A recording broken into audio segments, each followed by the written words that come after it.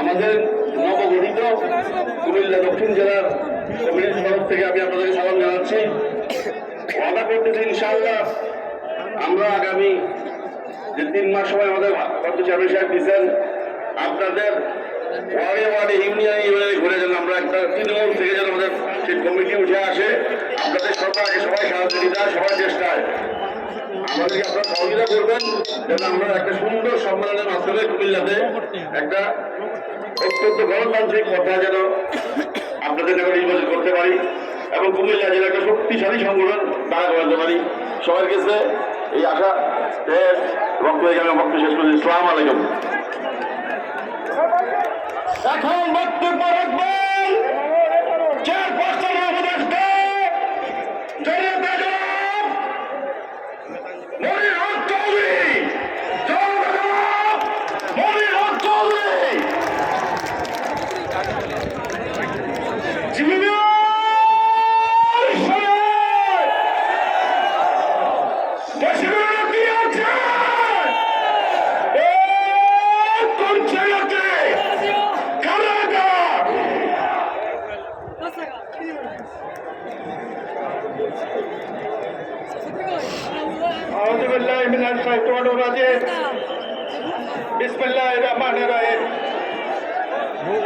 জনাব সভাপতি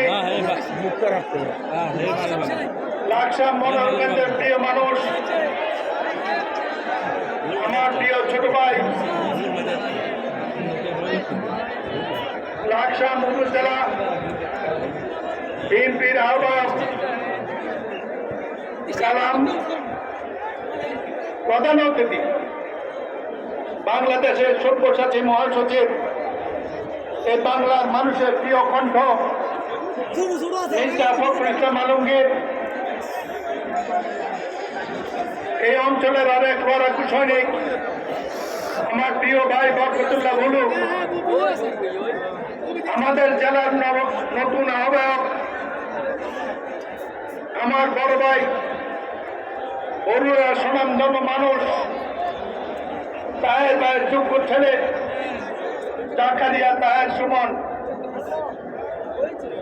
অন্যান্য কেন্দ্রীয় আঞ্চলিক জেলা নেতৃবৃন্দ, ভাই ও বন্ধুগণ, লাকসাম মনোহরগঞ্জবাসী, বাড়িতে উপস্থিত মা বোনেরা, আসসালামু আলাইকুম। আমি আপনাদেরকে সালাম দিচ্ছি, আসসালামু আলাইকুম। ভাই ও বন্ধুগণ, সবাই বলেছে বক্তব্য রাখবেন মির্জা ফখরুল ইসলাম আলমগীর, এটাই সত্য কথা। সরকার পতনের পর,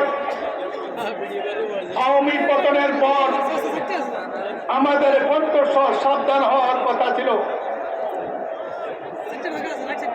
আওয়ামী লীগের বিদায়ের পর আমাদের কণ্ঠে শান্তির বাণী আসার কথা ছিল। আজকে মির্জা ফখরুলের কণ্ঠে নতুন লড়াইয়ের ইঙ্গিত শুনবেন, আপনারা সেই আশায় থাকুন। আমাদের ভারপ্রাপ্ত চেয়ারম্যান তারেক জিয়া আওয়ামী লীগের পতনের পর যে সাবধান বাণী উচ্চারণ করতেন, আগামী দিনে বিএনপির লড়াই কঠিন, এই কঠিন লড়াইয়ে কঠিন ভাবে মোকাবেলা করার জন্য মির্জা ফখরুল বক্তব্য রাখবেন। আমি বক্তব্য বাড়াবো না, শুধু লাকসামের প্রিয় কণ্ঠ হিরো আর পারবাজার হুমায়ুন, মধ্যে দিয়ে লাকসাম বাসের যে আত্মা হয়েছে, কুমিল্লা বাসের যে আত্মা হয়েছে, আগামী দিনে লাকসামের মানুষের প্রমাণ জানবে। আমি মহাসচিবকে শুধু আহ্বান জানাবো, মহাসচিব আপনি দলের প্রধান নির্বাহী, হিরো হুমায়ুনকে দিয়ে রাজনৈতিক মন শুরু হয়। বিএনপি আওয়ামী লীগের বিরুদ্ধে যখন আন্দোলন শুরু করে, সর্বপ্রথম প্রতিরোধ করে দিয়েছিল এই লাকসাম মনোহরগঞ্জের মানুষ। এর একটা তদন্ত দলীয় ভাবে হওয়া উচিত, শুধু সরকারি বক্তব্যের উপর নির্ভর না করে আমাদের হাজারো ভাই ঘুমাচ্ছে, কিন্তু হিরু সাহেবুল্লাহ ঘুমের করুণ ইতিহাস অনেক লম্বা। আমি এই সম্পর্কে বক্তব্য দিতে গেলে সময় লাগবে। রাজনৈতিক বক্তব্য না দিয়ে শুধু একটি কথা বলবো, ভাই ও বন্ধুগণ, 58 বছর রাজনৈতিক ব্যবস্থা নিয়ে আপনাদেরকে আহ্বান জানাতে চাই।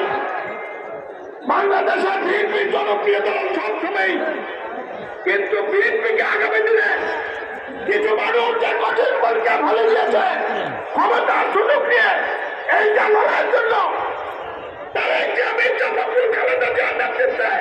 লড়াইয়ের জন্য প্রস্তুতির আহ্বান জানিয়ে শুধু একটি প্রসঙ্গে মহাসচিবের দৃষ্টি আকর্ষণ করে আমার বক্তব্য শেষ করব। এখানে বরকতুল্লাহ বলে আছেন, আমরা নোয়াখালীর মানুষ, লাকসামের মানুষ, মনোহরগঞ্জের মানুষ, কুমিল্লা দক্ষিণের মানুষ, বরুণার মানুষ, লক্ষ্মীপুরের মানুষ, চট্টগ্রামের মানুষ, এই একটা রাস্তা দিয়ে আমরা কুমিল্লা যাই। ঠিক কিনা কথা? আগে ট্রেনে যেত, এখন সবাই সড়ক নির্ভর।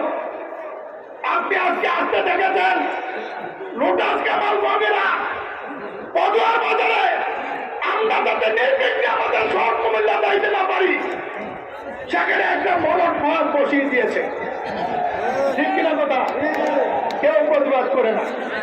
60 জন এমপি ছিল, এই রাস্তা অবৈধভাবে ঘুরে আসবে হবে নোয়াখালী, যেতে হয় চট্টগ্রামের দিকে, যাবে কুমিল্লা, যেতে হয় ঢাকার দিকে, তারপর ঘুরতে হয়।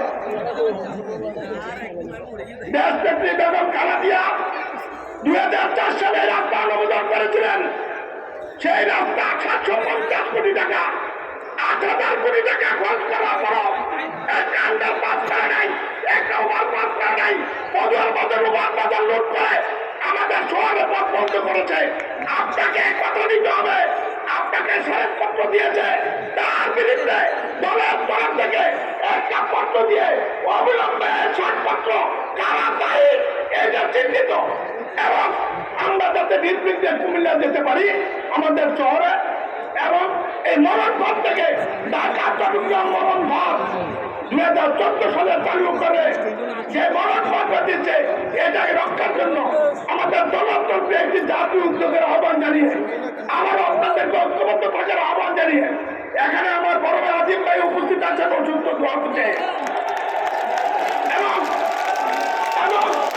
সালামকে আগে দিনে দলের নেতা হিসেবে ঐক্যবদ্ধভাবে সহযোগিতা করে